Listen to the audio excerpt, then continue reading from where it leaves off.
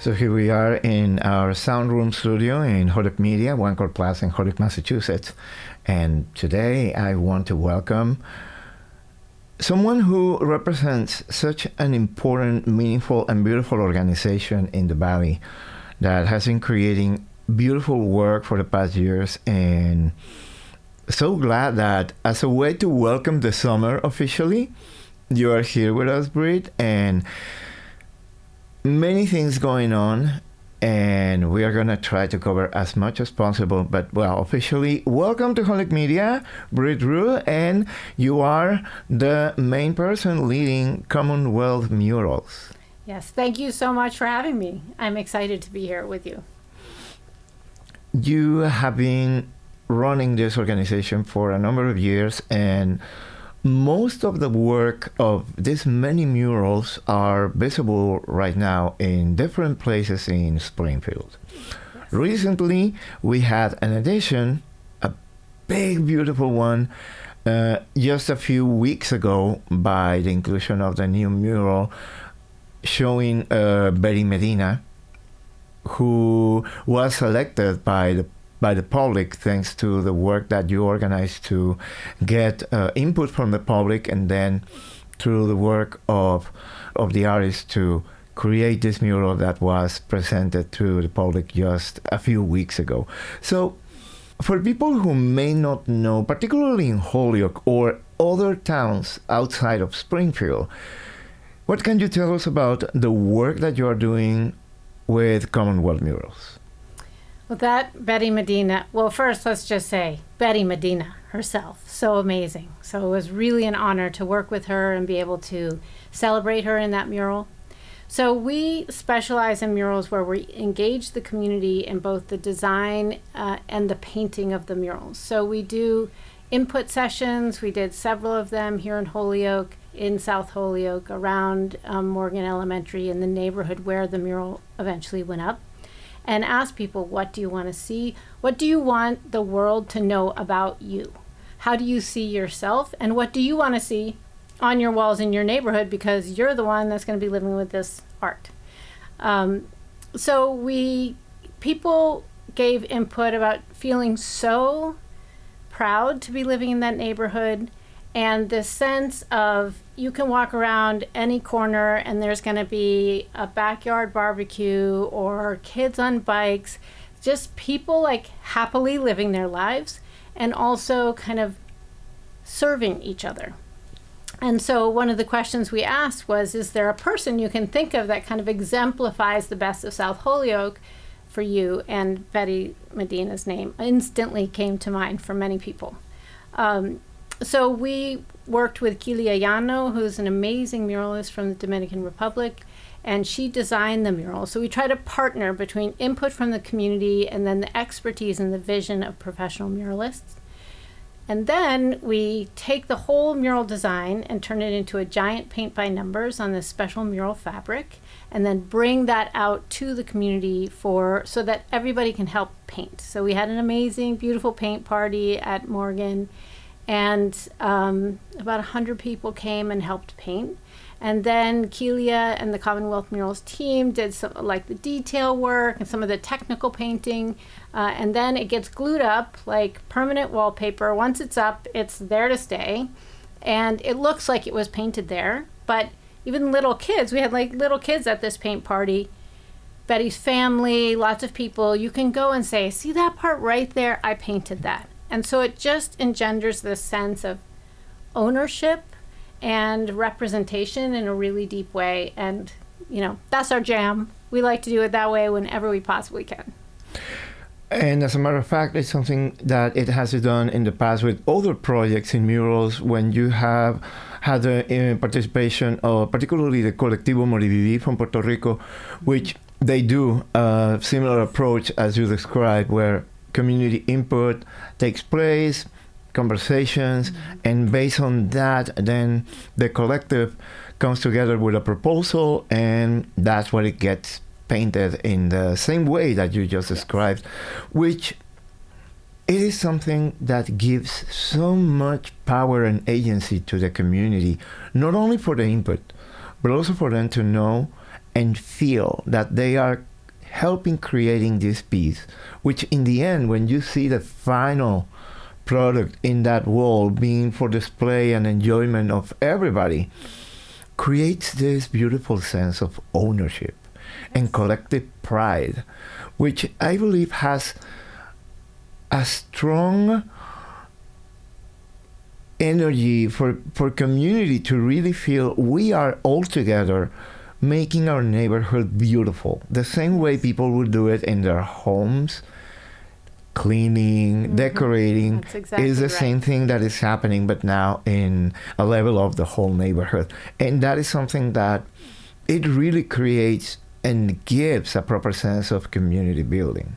Yes, that's a perfect analogy, and I've never thought of it that way, and I love it, and I am going to use it now forever. But, you know, when I move to a new place, it doesn't feel like my home until I put some of my art up on the wall. Or, you know, like your favorite little knick-knack or something that feels really personal to you. Otherwise, it feels like you're in an Airbnb or a hotel.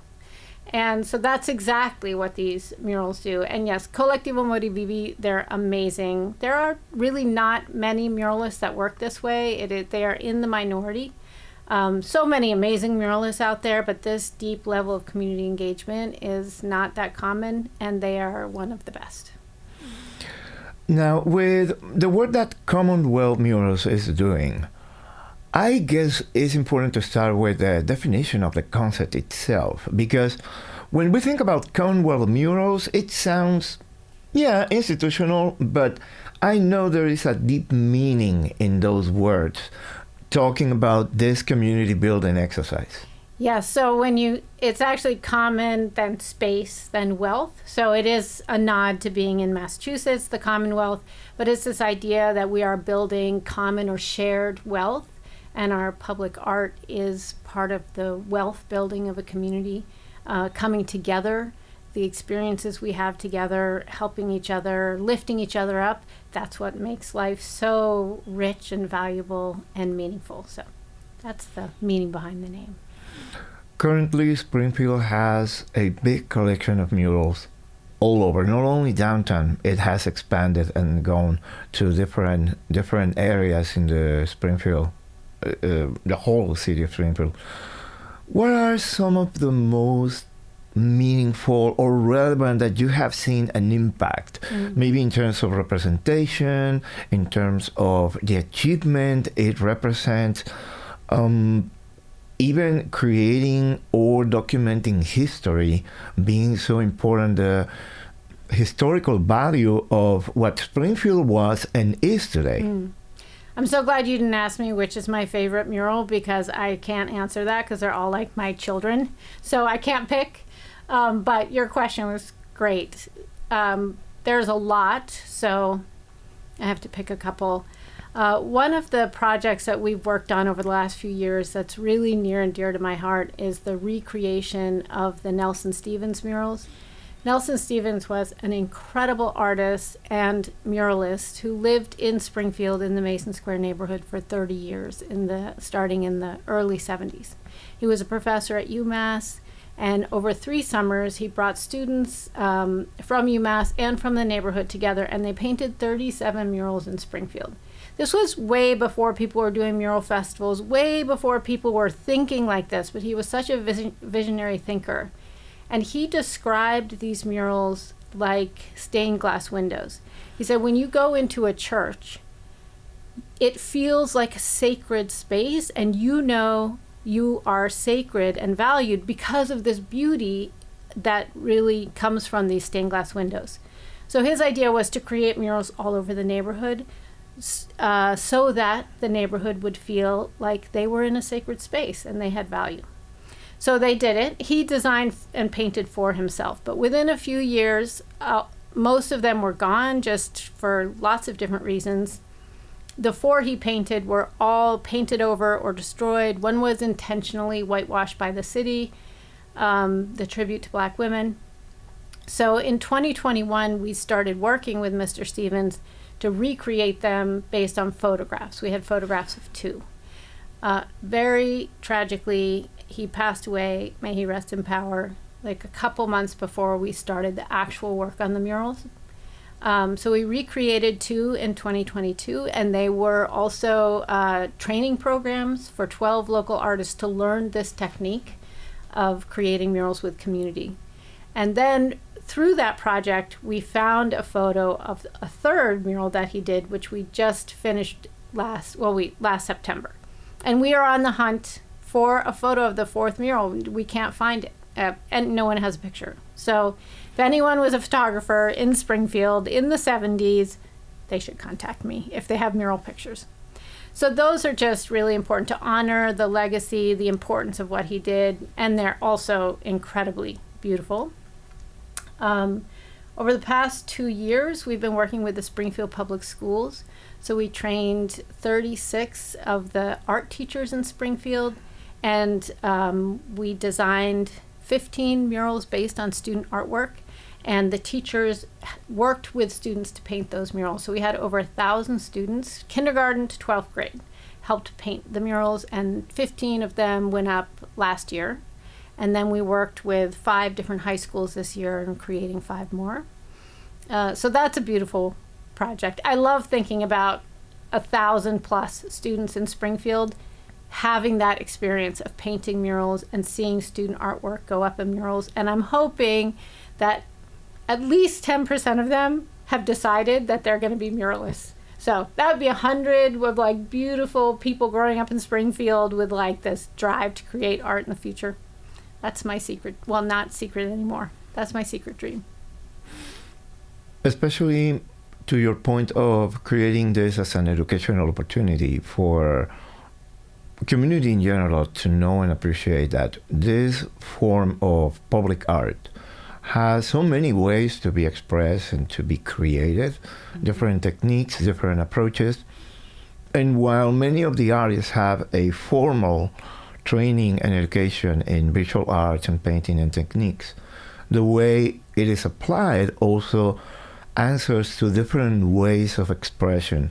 So when we think about some of these murals with a sense of permanency and as a testimony of the current community being there and as a way to represent them, and even thinking in the future to preserve that presence. But there are others that are created for being temporary. And sometimes they can be more edgy and more provocative in their message. And I think this is so important because when we talk about visual art, oftentimes it is only referred to whatever you can see in a museum or in a gallery, or only created by certain type of people with certain type of knowledge or even social status. And public art like this definitely is a connector that brings all of us together and opens up conversations, appreciation, discussion, and now with the work you're doing, proposals and opportunities to be involved. Yeah.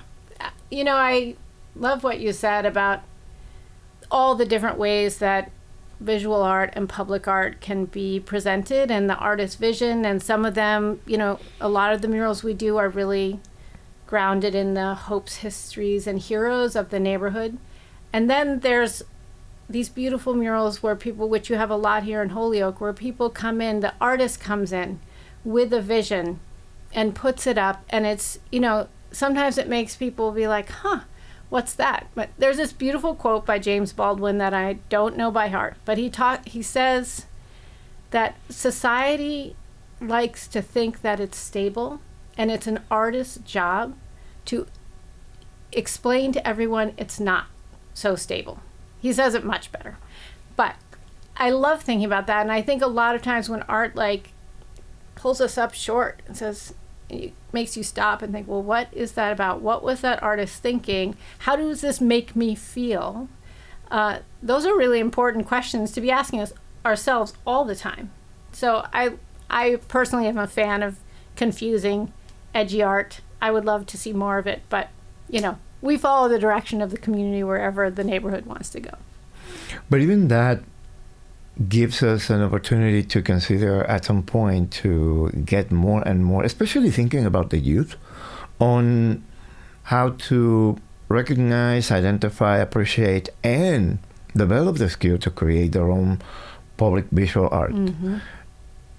Differentiate what vandalism is and where that becomes an art as a way of expression by doing artful tagging or throws or creating different type of posters, even the stickers, and going for more formal and bigger formats like murals and the massive ones where I think many people just look at it and they may get interested about it, but sometimes it takes a minute to look at it and imagine if just drawing in a piece of paper takes so much work to keep the proportions in that piece of paper. Imagine in such a big mural of 4 or 5 stories tall. Isn't it amazing? Muralists are such hard workers. They're like my favorite kind of artists. They go so hard, they work so hard. They usually have to like do these huge murals in kind of a short period of time, and in any kind of weather. So I love their like go hard work ethic. So you are getting, now that the summer is officially starting, active, and there are plans, there are programs, there are activities in place waiting to happen. And one of them is going to be this community gathering to paint the town. Yes. And to get this awareness of what is happening, what are the upcoming different projects happening with CommonWealth Murals. So what it's all about, paint the town. Okay, so paint the town. Well, we're a mural organization, so we're like mural. We work hard, but we also like to play hard. If you've hung out with muralists, they generally work hard, play hard kind of people. So we have a big party once a year. This is our second year. It's called Paint the Town. It's June 26th from 6 to 9 at White Lion Brewing. So it's at a brewery. There's beer, there's food, live DJ, and we're going to be painting a mural. And I want to tell you the story of this mural because I love it. We worked with the Indian Orchard Youth Council. So Indian Orchard is a neighborhood in Springfield. And to get their input, we're like, this is going to be your mural. What do you want to say to the community? And they said something amazing. They said that in Indian Orchard, we feel like if we as youth decide we want to do something, the adults come together and help us achieve it. And I've just never heard that from a group of youth before. It blew my mind. So that's the theme of this mural. And it was designed by a Springfield artist, Chris Seabrooks, who's a graphic designer and went through our training in community mural making last year. So he designed this beautiful mural. It's like these 2 matriarchal, like Amazonian, future Amazonian matriarchs rising out of the earth and like extending their hands and their hand to each other, and it forms a bridge over this like river of possibility. And there's multi-generational groups of people with all their ideas represented as balloons, like crossing the bridge. So it's very dreamy, very in an aesthetic that I think the youth really resonated with. So we're going to be painting that mural at Paint the Town next Thursday, and then it's going to go up in Indian Orchard later in the summer. So a celebration, a way to bring community together and participate in something that is going to become part of a future mural that is going to be on display. And let me just say something a little bit about that community celebration. Last year, we had around 200 people there, and the vibe was so good because it's all people who are like into art and into community in a really positive, forward-thinking way. So it's just everybody, nobody could stop talking to each other. Everybody had a great time, and I feel like this year, like now more than ever, we need moments like that where we are coming together with friends, but making new friends. And there's something really magical that happens when you're standing around the table painting. I think partly because everybody's working and looking down. You don't have to like look people in the eye. But you're working together and people start chatting and making connections and really building relationships and friendships while they're working together to create this beautiful thing. And I mean, these days it's so hard to figure out sometimes, like, what can I do to actually reassert what I value in this world, and make sure my community is a place that's welcoming for everyone, and stays the place that I like to live. And this is a way to do that. So Paint the Town is happening. Community is invited to participate. How can they get more information about it, if there is a way to register or to get admission? How is that process? So it is free, but we do ask people to RSVP just so we can get a sense of how many people are coming. You can go to our website, CommonWealthMurals.org, and we have an event page. It's also on Eventbrite, so you can find it there. It's free, like I said, but we do ask people to RSVP if they can. It is a fundraising event, so we will be encouraging people to buy some raffle tickets or make a donation, but it is not required. We really just want people to come together in community. What are some of the upcoming projects, ideas, even dreams that you have in order to continue not only keeping the current murals looking beautiful as they are, but to continue increasing the presence of more murals or creating more programming and actually being more present in Holyoke as you are right now? We are very excited to be working more in Holyoke, and I believe there is some funding coming for another project, which we hope we will be able to structure as a training program, so some Holyoke artists can learn this process of community engaged mural making. So that probably won't happen this mural season, but we'll be planning for it in the fall and hopefully start that up in the spring. So more on that. We are doing 5 murals in Springfield, plus 5 that we've done with the schools that we now need to put up. So there'll be like 10 more going up in Springfield. We do mural tours when we can, weather allowing. We will have another paint party for the mural I just described in Indian Orchard itself on July 12th from 1 to 3.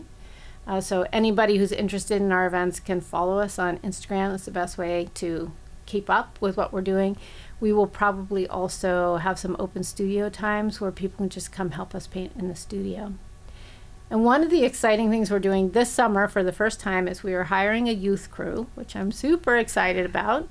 So we're collaborating with New North Citizens Council and YouthWorks, and we will have a crew of 4 youth who will be working in our studio all summer helping us paint the murals. So it's kind of extending our job training and our connection with the community. So that's going to be super exciting. Particularly for what it would be for youth participating in this with the seriousness of we are working, we are learning, we are being part of something that is going to be important, meaningful, and permanent. Mm-hmm. And the fun and the joy of doing it. Yeah. The one thing that I know by personal experience is that when you are painting mm-hmm. with the community and including the artist, it creates such a special feeling of doesn't matter if you don't have experience painting, because they will support you. They will help you and explain to you what is that you can do. And you don't feel like this is a competitive participation, mm-hmm. is coming all together. Yes. And it's such a special feeling when that happens, because it is rare and more rare now to see how events can really create that sense of belonging, of gathering, and everybody participates in its own capacity, mm-hmm. and everybody's participation is equally important and valued. Yes, it's so true, and it's kind of wild how that's true. And you're right, it's hard to create opportunities like that, where people of any age, any ability can come together and work for as little or as long as they want. But as you said, every single person's efforts and input is helping, like really helping. Those murals are a lot of work, and so the painting that the community is doing is really helping, and everybody realizes, okay, we're doing this, we're doing it together, and you don't need any experience. You really don't. Sometimes people are like, oh, I can't come to a paint party, I can't draw a straight line. And it does not matter, because paint, the first time I was at a paint party, I mixed up 13 and 31 and painted the wrong color, like everywhere, and now I run the whole organization. So really, anything can be fixed. Anybody can do it. You cannot make a mistake. So people should just come try it. They should come next Thursday. Hopefully you'll come and paint with us. Did you mention how you started making some mistakes and now running an organization? And I would like to know more about that. How did you got involved? How was that journey of realizing this is a thing, and now you are making it so important and meaningful for so many communities, not only Springfield, also in Holyoke? So I grew up in Western Mass, and there really was no visual public art to speak of. I just didn't think about it. And then I went on a solo vacation to Barcelona at a time when street art was just exploding in Barcelona. And I went on a walking tour of street art my first day there, and it just blew my mind. I became obsessed, and that's pretty much all I did for 5 days, was walk around Barcelona and look at street art and study it. And I think if I had been with anyone else, they would have been like, we have to go do something else. We can't just look at street art. But because I was by myself, I was just like, it did this deep dive. And then I came back and I was like, okay, where can I find street art? And I started looking for mural festivals, looking for spots where people are doing graffiti, and going and visiting them. And there was a mural festival in Worcester at the time, Powwow Worcester. And I went one morning really early, and nobody was painting yet because they had had this really late night activity, except for these two artists who happened to also be from Spain, Pichiabo. And because they were rushing because they had to leave in 3 days. So they were painting, and I sat on the hood of my car and watched them for like 5 hours. And I watched how the art transformed and built on the wall. And, the early stages looked kind of weird and ugly, and it was on an apartment building. So people were walking by, like, looking and be like, what's that?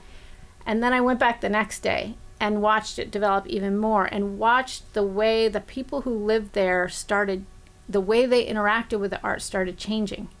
And then by the third day, when they were finishing, everyone was like in love with it and taking pictures in front of it and talking to them. And so I got to see how one piece of public art, one mural, totally transformed this space. And during those 3 days, I was also noticing like all the people running this festival, coming in, giving them lunch, bringing them paint, doing all this stuff. And I have my MBA. I've always worked in nonprofits, running organizations. And on the third day, I was like, I bet I can figure out how to do this. I'm good at organizing things and writing grants and raising money. I'm going to figure out how to do this. So I started networking. I put together a shiny PowerPoint proposal and made some connections in Springfield, and went down there and said, hey, if you give me money, I'll do this thing. And they said yes. So that's how it started. How do you see the impact and the reaction through the years and through the different interactions with artists and community? How do you think is creating an impact in the communities where these murals are present? I think when murals start going up, multiple murals in a neighborhood that are really reflective of the neighborhood, that's when it starts shifting the way people think about them and see them, and it's developed its own momentum in Springfield. So now it's like we can't put a mural up in Springfield without people saying, when do we get to have a say in what this is about? And, this is what we want. And people are coming to us saying, this idea, this person, this community, this concept, like we need a mural about this. And I love that people are really taking ownership of their shared public and physical spaces in a way that they did not before. And young people growing up in Springfield can see themselves reflected in shared public spaces, which has not been true and is not true in most cities, most urban places in this country. If you don't ever see yourself reflected, and not just reflected in a way that celebrates you, if you never see that out there in public space, like, what does that say about you? We did a mural in Mason Square in Springfield of a man that people called Preacher Man. And he was very well known in this neighborhood. And he was an imperfect person, like we all are. But towards the end of his life, a lot of his imperfections were just very public. But he was beloved. And while we were putting this mural up, hundreds of people came by every day to say, I heard a mural of Preacher Man was going up. This was one of the first murals we did. So it wasn't like people were used to this, getting murals of people they knew. This was the first one. And hundreds of people are coming by saying, I heard that you're doing like a mural of Preacher Man. And then one man said to me, when I look at this, I know that if he's on a mural, that even if I make mistakes, even if I'm not perfect, me and my life has value.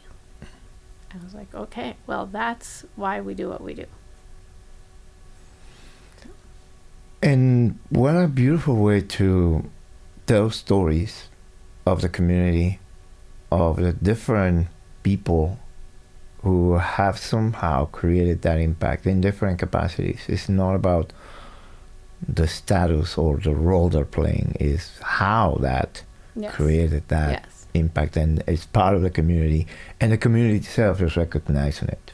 Yes, it's true. And one of the things I really love is that when we're putting up a mural, often somebody will stop by and say, my mother should go on a mural. I mean, so many times people, they get out of their car and they come over and they say, like, you know, my name is such and such, and my mom, her name is this, and I think she deserves to be on a mural. And it just, I mean, being a mom myself, but it just makes me happy, like, power to the mothers. People are recognizing that this kind of caretaking that we do of each other, that's just very private, personal, is the transformative kind of care that makes us, you know, lead lives that we feel good about. Which is a way to really put out the value of CommonWealth Murals as an organization that is creating not only what some people could call, in a very simplified way, beautifying the neighborhood. It is really bringing the community together and give them the agency to claim it, to have their own narrative, and to tell their stories in their terms through visual art. And even though we are seeing more and more the presence of public art, particularly murals, in multiple cities, not only in the country, in other places where is more and more that representation of the culture, the community, the country, their ancestry. I think it's important to keep the sense of what you are bringing with the involvement of artists and community working together into the creation of the pieces. Because while it is beautiful to have the surprise of seeing a piece created by an artist, sometimes we have to just trust they will do a work that, while aesthetic and great to their craft, also honors the place where it's going to be displayed at after they leave. Yes. I mean, I think most muralists really think about that. They are public artists, and they think about the neighborhood and the surroundings of where their design is going to go up. More than if you're just painting on a canvas in your studio, you can really paint whatever you want. And so I do think that all muralists do think about that, but I think there are also different degrees of it. And, you know, we're kind of at the extreme. And it all has its part, but we have our little spot over there at the far end of, like, let's bring community in on everything. And we're pretty happy there. So we are celebrating the beginning of summer with that. CommonWealth Murals is preparing for Paint the Town at White Lion Brewery in downtown Springfield this Thursday, June 26th. Yes. From 6 to 9, right? Yes, from 6 to 9. How can people get to know more about all the work that CommonWealth Murals is doing? Because sometimes we think, oh, okay, we're gonna be seeing how the new murals are gonna be done, and then nothing apparently is going on. But in all reality, there is a lot of work going on behind the scenes in terms of planning what is going to come up next, finding the spaces, the places to do these workshops, the new walls that are going to be the canvas for the new murals, connecting with artists, finding the requirements for getting them here, for the materials they're going to be using. So this is a you just year-long wrote my process. job description. It's great. I feel like you know exactly all the things that have to happen behind the scenes. So how can people get to know more about all the work that CommonWealth Murals is doing, and even support it, getting involved in any possible capacity? So definitely following us on Instagram is the best way to keep up with what we're doing. We don't always post as much as we should because we get so busy, but we try. So we will be having paint parties. Open Studios is also a great opportunity to come into our studio and just see what that is like and to help paint with us there. So we'll try to do a few of those this summer. Mass Humanities and NEPM made a beautiful short documentary about our Nelson Stevens and our work with Afrocobra. It's called Art for the People. And if you Google it on YouTube or go to their websites, you can see it. And that also shows like a really nice kind of behind the scenes look at all the work that went into creating the last Nelson Stevens mural. So this is our conversation with Britt Ruhe, the CommonWealth Murals work projects and beautiful energy that is bringing to our communities in the whole valley. Springfield, Holyoke, and I'm pretty sure this will continue expanding to even further of this particular town, cities, municipalities. I hope so. Actually, I just want to say something about that, which is we are living in a moment where the arts are being defunded in a very intentional way. I read a commentary by a very conservative art critic, supporter of Trump, who was saying Trump was wasting a huge opportunity by defunding the NEA because culture is such a powerful way to shape the way people think. So he was saying politics happens downstream of culture. And I thought, that is true, which is why we have to keep doing the art that we are doing now, because politics happens downstream of culture, but they're trying to defund this kind of work. So community support, whether it's helping to paint or making a donation or showing up for Paint the Town, is just really more important than ever. Oh, and the other way that people can learn is to go on a mural tour, which we will schedule. We schedule them periodically throughout the summer, and we will advertise them on Instagram and Eventbrite. And then we tell all the stories behind each of the murals and the artists and what they're about, and, talk, and people can ask questions. And they're super fun. So people should try that too. Yeah, we will make sure that we amplify that promotion so that way community in Holyoke knows about those tours, because it is great when not only you can get to see the murals that are in your own neighborhood, you can go to the next city and see their own, particularly being described, explained, and told by someone who was deeply involved in them. Yeah. With all the details, all the information, all the behind-the-scenes stories that are even more important for people to see it and understand why is there. Yes. And the Holyoke murals, there's some talk about maybe I can help with or participate in some of the mural tours in Holyoke, which I would love to do, because talking about murals is my favorite thing to do. And make them. Talk about them and make them. Any remarks that you would like to leave us with?